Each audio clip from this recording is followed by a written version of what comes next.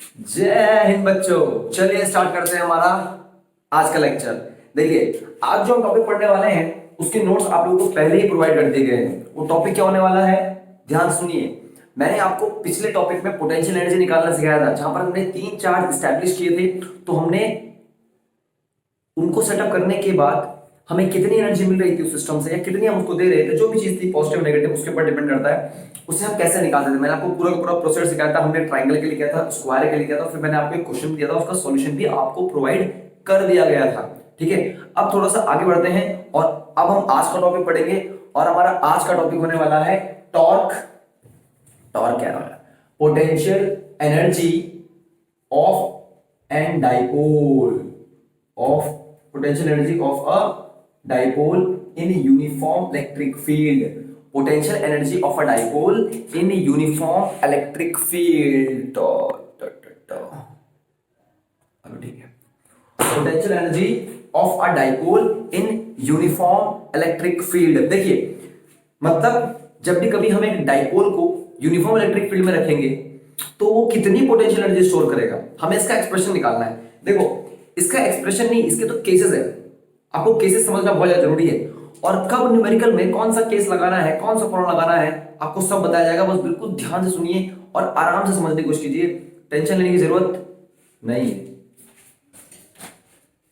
मुश्किल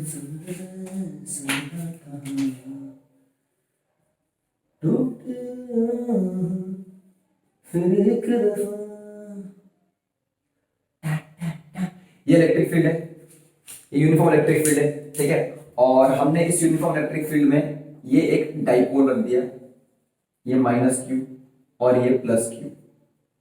ठीक है, ये इसका एंगल थीटा है और ये इसकी लेंथ 2a है। 2a मान लिया, फिर l मान लिया। ठीक है, ये डायग्राम आपका ऑलरेडी एक बार देखा हुआ है और आपको पता है कि जैसे ही डाइपोल यहां रखा जाएगा तो जो प्लस वाला है, ध्यान से देखिए, ये प्लस वाला चार्ज है, इलेक्ट्रिक फील्ड के साथ मूव करेगा, और जो नेगेटिव वाला चार्ज है ये इलेक्ट्रिक फील्ड के अपोजिट मूव करेगा। तो ये डाइपोल जो है कुछ इस तरह से मूवमेंट दिखाएगा, पहले ऐसे आएगा, ऐसे आएगा, ऐसे आएगा, फिर अब जो नेगेटिव वाला है ये ऊपर आ चुका है, अब ये इलेक्ट्रिक फील्ड के अगेंस्ट मूव करेगा, और पॉजिटिव वाला इलेक्ट्रिक फील्ड के साथ मूव करेगा। तो इसका मतलब ये कुछ इस तरह से टॉर्क दिखाएगा। समझने की कोशिश कीजिए, आगे वाला पार्ट आगे जाएगा, पीछे वाला पार्ट ऊपर जाएगा, ऐसे। फिर जब ये ऊपर जाएगा, अब ये पीछे को आएगा और ये आगे को जाएगा, ऐसे ऐसे चलता रहेगा जब तक ये स्टेबल पोजीशन में नहीं आता। तो इसका मतलब ये तो हमको पता ही है कि जब भी कभी एक डाइपोल को यूनिफॉर्म इलेक्ट्रिक फील्ड में रखा जाता है तो वो एक टॉर्क एक्सपीरियंस करता है, और इस टॉर्क एक्सपीरियंस आपको पहले ही करा दिया गया है। याद कीजिए, आपको इस टॉर्क एक्सप्रेशन कराया हुआ, torque is equals to P sin theta. याद करो, याद आ रहा होगा आपको ना, torque is equals to P sin theta, फिर torque is equals to P vector cross E vector. यहां पर p होता है डाइपोल मोमेंट, e होता है इलेक्ट्रिक फील्ड, और sin थीटा, ये थीटा क्या होता है, इसका ओरिएंटेशन, यानी कि डाइपोल जो है वो इलेक्ट्रिक फील्ड का कितना एंगल बना रहा है। अब देखो इसमें फंडा क्या है, मैं समझाने की कोशिश करता हूं। देखो होता क्या है, असल में हम ऐसा केस लेंगे, जैसे मान लो मेरा डाइपोल पहले यहां रखा हुआ है, किसी एंगल थीटा पे है, ठीक है। अब आपको पता है कि समझने की कोशिश करना, जैसे मान लो डाइपोल रखा हुआ है ऐसे, अब इसका अपने आप मन कैसा है कि ये ऐसे हो जाए, भाई पॉजिटिव वाला ऐसे आ जाए, नेगेटिव वाला ऐसे आ जाए, दोनों को अपोजिट करेगा और डाइपोल का बिल्कुल स्टेबल हो जाए। लेकिन आप सब लोगों ने वर्क का एक फॉर्मूला सुना होगा, work is equals to force into displacement. ये आपने सुना होगा बहुत फॉर्मूला, है ना। ये फॉर्मूला कब लगता है, work is equals to force into displacement, जबकि आपकी बॉडी कोई लिनियरली मूव कर रही है, इस तरह से मूव कर रही है। लेकिन जब भी आपकी बॉडी रोटेट करती है, क्या करती है, रोटेट करती है, मतलब अगर आपकी बॉडी रोटेट कर रही है, घूम रही है, वो आगे तो बढ़ ही रही है, तो आप बोलोगे इसका डिस्प्लेसमेंट क्या है, तो लीनियर डिस्प्लेसमेंट तो जीरो है, लेकिन एंगुलर डिस्प्लेसमेंट तो है, एंगल में तो मूव कर रहा है। देखो अगर मेरी बॉडी यहां थी और कुछ टाइम बाद ऐसे घूम गई, तो उसने कुछ तो एंगल मूव किया, तो इसको बोलते हैं एंगुलर डिस्प्लेसमेंट। तो उस केस में फोर्स हट जाती है, फोर्स की जगह पे टॉर्क आ जाता है, और डिस्प्लेसमेंट की जगह पे एंगुलर डिस्प्लेसमेंट आ जाती है, यानी कि वर्क निकालने का उस टाइम पे लॉजिक हो जाता है टॉर्क इनटू डी थीटा। समझने की कोशिश कीजिए, अगर ये डाइपोल ऐसे रखा था और मैं उसे हल्का सा रोटेट कर देता हूं और मैं इसको इस पोजीशन में ले आता हूं, और मान लो मैंने इसको मूव किया एंगल डी थीटा से, कितना एंगल से मूव किया, डी थीटा से, तो आप खुद सोचो कि पहले ये पॉजिटिव जाना चाह रहा है आगे, और मैंने इसको मूव किया पीछे, तो क्या मैं उसको टॉर्क के अगेंस्ट नहीं ले गया, और जब मैं उसको टॉर्क के अगेंस्ट ले गया तो क्या मैंने उस पर वर्क नहीं किया होगा, मुझे मेहनत करनी पड़ी होगी, और जो मैंने उस पर मेहनत करी, जो मैंने उस पर वर्क किया ताकि वो टॉर्क के अगेंस्ट मूव करे, वही उसके अंदर क्या स्टोर हो जाएगा, जाके पोटेंशियल एनर्जी। अब तक आप पढ़ रहे थे कि एक चार्ज को हम फोर्स के अगेंस्ट मूव कर रहे थे, यहाँ पर हम जो सिस्टम है उसको रोटेट कर रहे हैं टॉर्क के अगेंस्ट, है ना।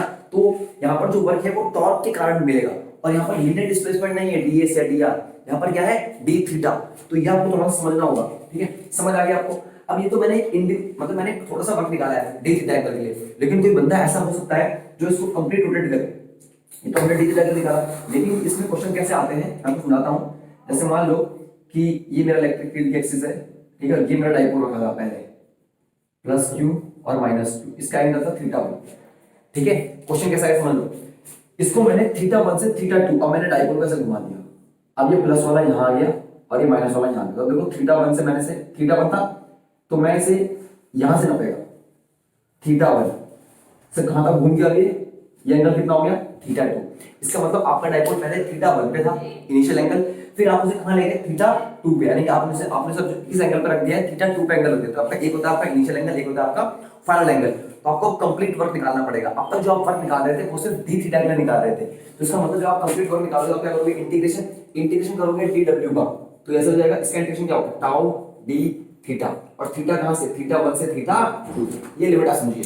थीटा 1 इनिशियल एंगल है, वो आपको क्वेश्चन ऐसा आया कि what is the amount of work done और what is the amount of potential energy stored if the dipole is rotate from 60 degree to 80 degree. इसका मतलब 60 क्या हो गया थीटा 1, थीटा 2 क्या हो गया 80 डिग्री। इस तरह से आपको कैलकुलेट करना होगा। इसका इंटीग्रेशन फॉर्मूला क्या, ये तो w बन जाएगा सीधा। अब देखिए, अब हो सकता है कुछ लोगों के मन में आए वो टाउ को बाहर ले लेंगे, बोलेंगे भाई थीटा भाई डी थीटा टाउ को बाहर ले देते, डी थीटा का इंटीग्रेशन थीटा बन जाएगा। ऐसा नहीं है, टाउ के अंदर भी थीटा छुपा हुआ है, देखो याद है हमको। तो पहले हमने टाउ की वैल्यू लिखेंगे, टाउ की वैल्यू क्या है, थीटा 1 से थीटा 2, टाउ की वैल्यू क्या बोलो यार, P E sine theta D theta, ठीक है, समझ आ रहा है, ठीक है। वर्क इज इक्वल्स टू, अब जो कॉमन है उसको बाहर ले लो। अब क्या कॉमन है, पी ई पूरा का पूरा कॉमन है, अंदर क्या बच गया sine theta D theta, theta 1 से थीटा 2, ठीक है।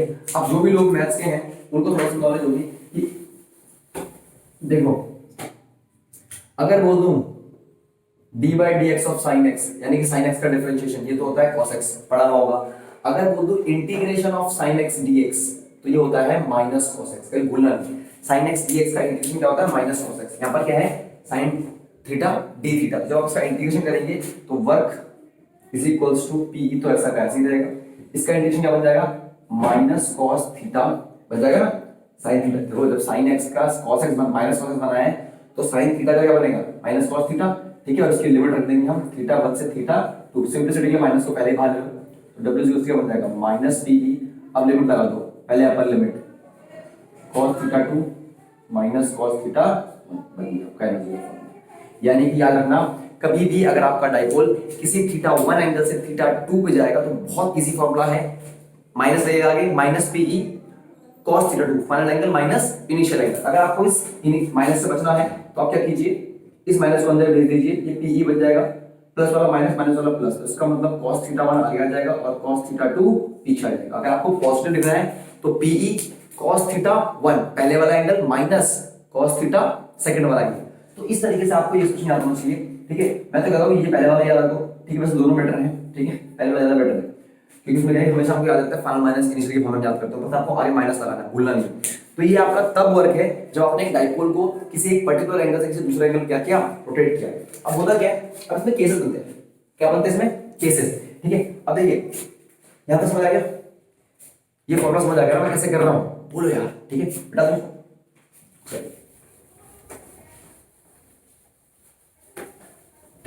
अब यहां पर एक सबसे ज्यादा केस जो लिया जाता है, कभी कभी क्या करता है वो आपको एग्जाम में क्या करेगा, वो आपको एग्जाम में से एक ही एंगल देगा, दो एंगल देगा ही, वो बोलेगा डाइपोल 30 डिग्री पर रखा, बताओ उसके एनर्जी। आप सोचोगे 30 डिग्री पर रखा हुआ है, भैया ने तो हमको सिखाया था अगर 30 से 60 पे जाएगा तो हम थीटा 1 थीटा 2 रख देंगे, लेकिन तो सिर्फ 30 पे रखा हुआ है, इसकी एनर्जी कैसे निकालेंगे जानते हैं। देखो इसमें कैसे बनते हैं, यही एक बहुत बड़े केस, और इस केस के आगे जाकर सब पार्ट है। इसमें क्या करेंगे हम लोग, जो हमारा थीटा 1 है उसको 90 ले लेते हैं। मैक्सिमम केस में आपको ये दिया होता है कि जो हमारा थीटा 1 होता है ना वो 90 डिग्री होता है, समझाता हूं कैसे। और जो थीटा 2 होता है ना वो हमें नहीं दिया होता, उसको हमने थीटा माना होता है। कैसे, इसका मतलब ये आपकी इलेक्ट्रिक फील्ड थी, आपका जो डाइपोल था ना वो इनिशियली ऐसा रहता था प्लस क्यू माइनस क्यू, यानी कि ये आपका थीटा 1 है। फिर उसने ये थीटा 1 था, इस थीटा 1 से उसने कहीं ना कहीं डाइपोल को रोटेट किया, यानी कि वो सेकंड एंगल जो है वो आपका कुछ भी जैसे मान लो कि मैं बोल दूं कि डाइपोल मैं बोल दूं कि डाइपोल जो है ये 60 डिग्री पर रखा हुआ है। इसका मतलब अगर मैं बोलूं कि डाइपोल 60 डिग्री पे रखा है, इसका मतलब वो कहां से 60 पे आया, पहले 90 पे था और फिर 60 पे आया। तो आपको अगर कभी आपको सिर्फ एक एंगल दिया हो, अगर आपको बोले भाई डाइपोल रखा है कि बेटे डाइपोल जो है ना वो 30 डिग्री पे रखा हुआ है, इसका मतलब आपका अंडरस्टूड आपने थीटा को 90 लेना है और थीटा टू कितना लेना है 30 डिग्री। अगर बोलते भाई डाइपोल 70 डिग्री पे रखा है तो आपने इसको 70 डिग्री लेना है। अगर वैसे बोले कि रोटेट किया है यहां से यहां, तब थीटा पर थीटा पिक कर सकते हो, बट अगर एक ही एंगल बोले तो वो थीटा टू होगा। अब देखो इन एंगल को जब मैं इस फॉर्मूले में पुट कर दूंगा, minus PE cos theta two minus cos theta की वैल्यू कितनी है 90 और थीटा उधर थीटा टू कितना है थीटा है, cos 90 कितना होता है 0, तो वर्क का फॉर्मूला क्या आ गया माइनस पीई cos थीटा। तो अपनी लाइफ में याद रखना, जब भी कभी आपको सिर्फ एक एंगल दे, जैसे मैं आपसे बोलूं कि एक डाइपोल है वो 60 डिग्री पे रखा हुआ है, वो किस पे रखा हुआ है 60 डिग्री पे, आपसे ज्यादा फॉर्मूला आएंगे माइनस पीई cos थीटा। अगर आपको मैं ऐसे बोलूं कि मैं उसको थीटा 1 से थीटा 2 ले गया, यानी कि 30 से 60 डिग्री ले गया, तब आप यहां पे रखेंगे 30, यहां पे रखेंगे 60। लेकिन अगर आपको मैं सिर्फ एक एंगल दे रहा हूं और मैं बोल रहा हूं कि बच्चों ये जो डाइपोल है ये रखा हुआ है 70 डिग्री पे या 60, सिर्फ एक एंगल दे रहा हूं, तो आपको सीधा फॉर्मूला लगाना है, यानी कि वो अंडरस्टूड है कि वो उसको 90 से घुमा के रखा है जहां भी ला रहा है, समझा। अब इसके केस, ठीक है, अब इसका क्या केस बना है कि अगर थीटा को आप 0 डिग्री कर दो, थीटा क्या कर दो 0 डिग्री, जैसे आप थीटा को 0 डिग्री कर दोगे तो इसका मतलब वर्क कितना आ जाएगा, cos 0 कितना होता है 1, वर्क आ जाएगा माइनस पी। केस 2 आप थीटा को कितना कर दो 90 डिग्री, मतलब 90 पे था पहले और उसको 90 पे रखो, थीटा टू कितना है 90, तो इसे 90 करोगे पी cos 90 कितना होता है 0, तो वर्क कितना आ जाएगा 0। थर्ड केस थीटा कितना कर दो 180, cos 180 क्या होता है -1, -1 मल्टीप्लाई होगा तो वर्क कितना बन जाएगा प्लस पी, ठीक है। तो ये है मैक्सिमम वर्क, तो वो कब मिल रहा है जब आपके मैक्सिमम एनर्जी कब मिल रही है, आपको याद रखो मैक्सिमम पोटेंशियल एनर्जी कब मिल रही है जब आपका जो डाइपोल है वो 180 डिग्री पे रखा हुआ है आपने, ये रहो, ठीक है, यानी कि 90 पे था आपको घुमा के आपने 180 कर दिया, यानी कि जिधर 180 कैसे चेक करते हैं, ये इलेक्ट्रिक फील्ड डायरेक्शन है ना, पॉजिटिव इलेक्ट्रिक फील्ड को उल्टा होना चाहिए, बस ये 180 है। अगर इलेक्ट्रिक फील्ड के साथ पॉजिटिव नेगेटिव आ गए तो 0 डिग्री, ठीक है, यानी कि हमेशा एंगल लगता है वो डाइपोल के पॉजिटिव से लगता है, हमेशा रखना पॉजिटिव से, ठीक है, नेगेटिव से लगता है, तो पॉजिटिव का इलेक्ट्रिक फील्ड की टिप से एंगल 180 डिग्री हो गया, पॉजिटिव का इलेक्ट्रिक फील्ड की टिप से एंगल 0 डिग्री, दोनों सेम डायरेक्शन में पॉइंट कर रहे हैं, हमेशा एंगल पॉजिटिव से लगता है, ठीक है। समझ आ रहा है मैं कैसे केस कर रहा हूँ, मैक्सिमम मिनिमम का किस तरह से हम लोग कर रहे हैं, बता दूं। चल अब एक क्वेश्चन करते हैं, एक क्या कुछ क्वेश्चन लगाते हैं, देखो पहले क्वेश्चन को रद्दी से लेंगे, उसने आपको बोला हुआ है length of dipole, length of dipole कितनी दी है 10 centimetre, charge on dipole is equal to 6 - 3, charge dipole मतलब दोनों साइड में चार्ज है, उसको यूनिफॉर्म इलेक्ट्रिक फील्ड में रखा हुआ है और उसमें टॉर्क कितना एक्सपीरियंस हो रहा है, टॉर्क कितना लग रहा है 6√3 न्यूटन पर मीटर। हमको निकालना क्या है, पहला पार्ट हमको निकालना है इलेक्ट्रिक फील्ड और दूसरा पार्ट हमको निकालना है इसकी पोटेंशियल एनर्जी। देखो ये क्वेश्चन बहुत ही रद्दी है, करने की कोशिश करते हैं, हमको टॉर्क लेंथ ऑफ डाइपोल, ठीक है, सबसे पहले हमको पता है हम लोग यहाँ से पी निकालते हैं, क्योंकि देखो जब भी कभी किसी डाइपोल की बात की जाए, जब भी कभी किसी डाइपोल की बात की जाए हमेशा उसका डाइपोल मोमेंट बहुत ज्यादा फंडामेंटल क्वांटिटी होता है, सबसे पहले उसका डाइपोल मोमेंट निकालते हैं, डाइपोल मोमेंट क्या होगा लेंथ इनटू चार्ज, ये तो होता है ना, डाइपोल मोमेंट क्या होता है 2a × q, 2a पूरी की पूरी क्या होती है लेंथ ही तो होती है, तो p इज इक्वल टू कितना 10 सेंटीमीटर, इसका मतलब 0.1 6 × 10 की पावर -3, तो p कितना आ गया 6 × 10 की पावर -4 कूलम इनटू मीटर, ये यूनिट होती है कूलम और मीटर। आगे अब देखिए हमको इलेक्ट्रिक फील्ड निकालनी है, देखो तो पता है ये टॉर्क का फॉर्मूला क्या होता है p, तो मेरे पास कुछ एंगल भी दिया हुआ है, उसका कुछ एंगल दिया हुआ है, मेरे पास एंगल है नहीं यहाँ पर, देखो नोट्स में जो भी है, तो मैं यहाँ के लिए इसका एंगल लेता हूँ 30 डिग्री लेता हूँ, 30 नहीं 60 डिग्री लेता हूँ मैं इसका एंगल यहाँ के लिए ऐसे ही, तो मान लेते हैं कि थीटा कितना है 60 डिग्री, मुझे याद नहीं आ रहा 30 हो सकता है, ठीक है, कॉपी में मैंने यहाँ पर एंगल 60 डिग्री ले लिया है, देख लेना हो सकता है वो 30 ना हो, ठीक है। तो पी ई मतलब ये दिया है कि डाइपोल इलेक्ट्रिक फील्ड से कितने एंगल पे ओरिएंटेड है, इसका मतलब ये होता है पी ई साइन थीटा, क्या करो हमें क्या निकालना है, हमें ई निकालना है ना, तो बस ई को यहाँ रहने दो, torque upon P sine theta, ठीक है, जाएगा टॉर्क की वैल्यू कितनी है 6√3, 6√3, पी कितना है 6 × 10 की पावर -4, ठीक है, ये वो नहीं थीटा 30 डिग्री याद आ रहा है, 30 डिग्री, हाँ साइन 30 की वैल्यू कितनी होती है, साइन 30 की वैल्यू हाफ होती है, तो ये हाफ हो जाएगा, ये 6 से 6 कट जाएगा, ये 2 ऊपर जाएगा, तो इलेक्ट्रिक फील्ड की वैल्यू कितनी आ गई 2√3 × 10 की पावर 4 न्यूटन पर कीलो, याद आ गया, ठीक है। इस तरह से आप इलेक्ट्रिक फील्ड निकालोगे। अब रही बात सेकंड पार्ट की, जो कि पोटेंशियल एनर्जी है, बहुत इजी क्वेश्चन है अभी, ठीक है। सेकंड पार्ट क्या है, पोटेंशियल एनर्जी आपको निकालनी है, पोटेंशियल एनर्जी आप सभी को मैंने सिखाया है, अगर दो फॉर्मूले दिए हो, रोटेट कर रहा है थीटा 1 से तो अलग बात है, लेकिन अगर आपके पास एक ही एंगल दिया होता है, आप सीधे फॉर्मूला लगाएंगे। पोटेंशियल का फॉर्मूला क्या होता है? Minus P E cos theta, minus P की वैल्यू कितनी है? 6 10 की पावर -4। ई कितना आया था? याद कर लो ई कितना आया था? क्या आया था यार? 2√3 10 की पावर -4 ऐसे कुछ आया था ना, 10 की पावर +4 आया था। कॉस थीटा कितना? कॉस 30 डिग्री, कॉस 30 डिग्री, तो ये आएगा माइनस, तो आएगा ये आंसर में, ये कट गया। 6 इंटू 2√3 इंटू √3/2 कट जाएगा, √3 इसकी वैल्यू कितना है? -18 जूल। ठीक है, बिल्कुल रद्दी है ना। तो अगर आपको एक एंगल दिया है तो एग्जाम में क्या होगा? आपको दो एंगल देगा, यहाँ से यहाँ रोटेट करवाना है। ठीक है, उसका भी एक रूल वाला क्वेश्चन होगा आपको। ठीक है, आपको उस टाइप का क्वेश्चन आपको मिल जाएगा, उसमें आपको दो एंगल दिए देंगे, यहाँ से यहाँ रोटेट किया हुआ है, वो क्वेश्चन आप खुद से करने की कोशिश करिए। ठीक है, चलिए अब मैं आपके लिए क्वेश्चन लेकर आता हूँ, और ये क्वेश्चन थोड़ा सा क्या है, बढ़िया है। देखो इसमें क्या है,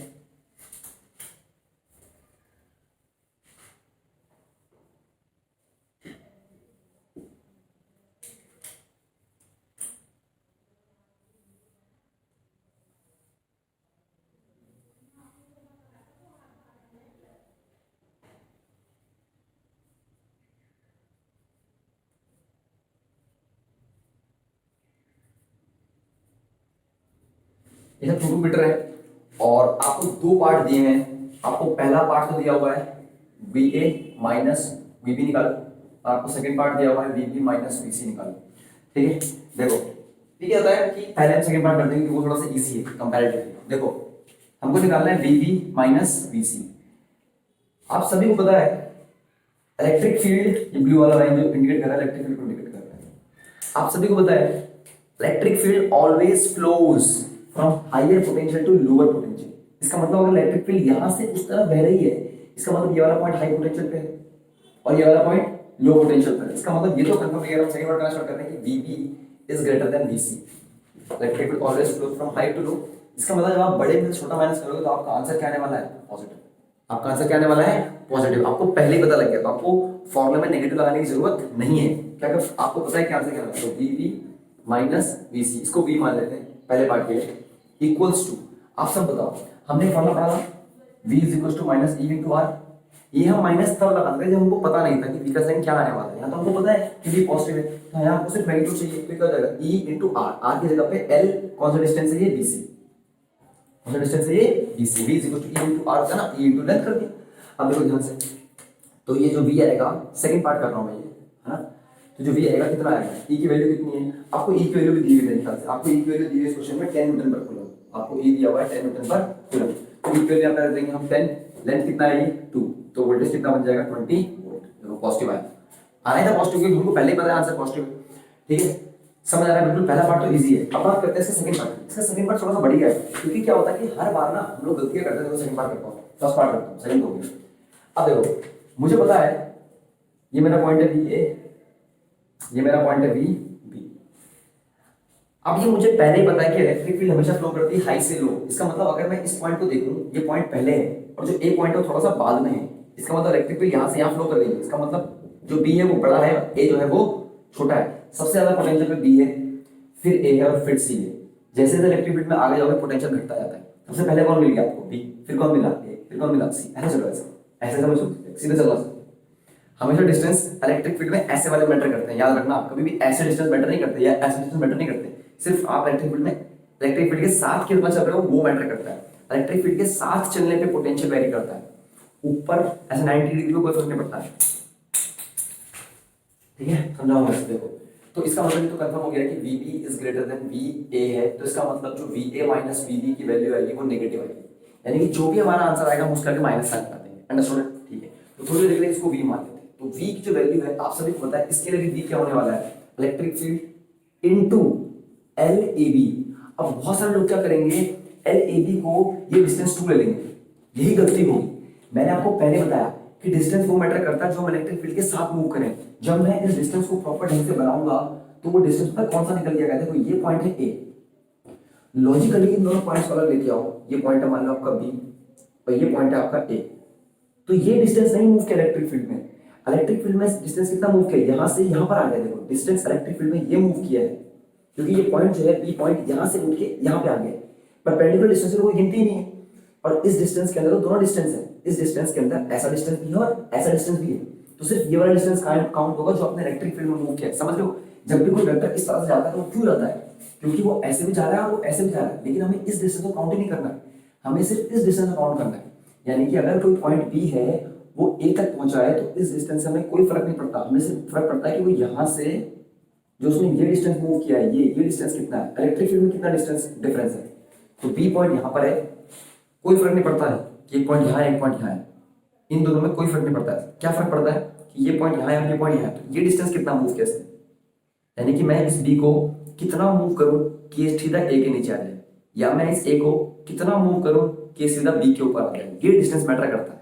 आप लोग समझ रहे हो, क्योंकि ये डिस्टेंस क्यों मैटर करता है, क्योंकि यही तो डिस्टेंस इलेक्ट्रिक फील्ड में मूव कर रहा है, इस डिस्टेंस का तो कोई सेंस ही नहीं है, ये तो इलेक्ट्रिक फील्ड को काटता हुआ निकल गया, इलेक्ट्रिक फील्ड के साथ मूव करना है आपको, वो डिस्टेंस है। इस केस में क्या था, ये पूरा का पूरा डिस्टेंस मैटर करा, क्योंकि ये पूरा का पूरा डिस्टेंस इलेक्ट्रिक फील्ड के साथ है। बहुत बढ़िया क्वेश्चन है ये, ठीक है, यहाँ बहुत ज्यादा बच्चे गलती करते हैं, तो कैसे निकालेंगे, आप सबको पता है इक्विलेटरल ट्रायंगल है, ये 60 है, ये इक्विलेटरल ट्रायंगल वाला ये कितना बन जाएगा, ऑल्टरनेट एंगल कितना होगा इसका 60 डिग्री, ठीक है। आप सभी को पता है, अगर इसको ऐसे मिटा देता हूं मैं, ठीक है, साफ कर देता हूं।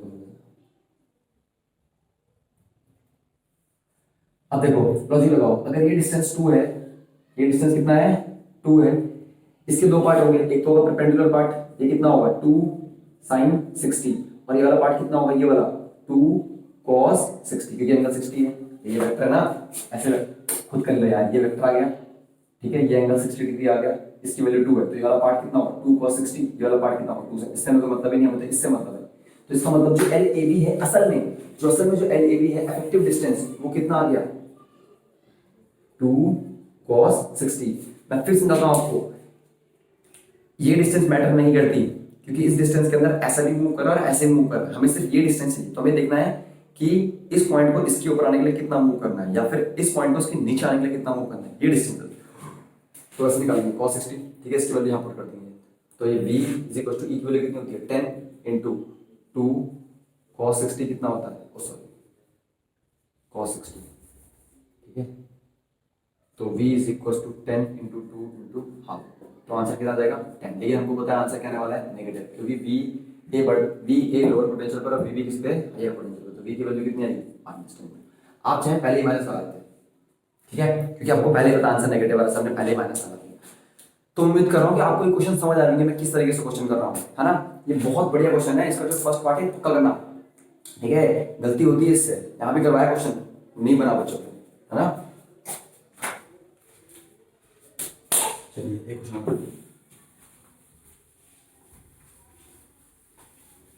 तुझे अपना बनाने की कसम खाई है, ठीक है। अब देखो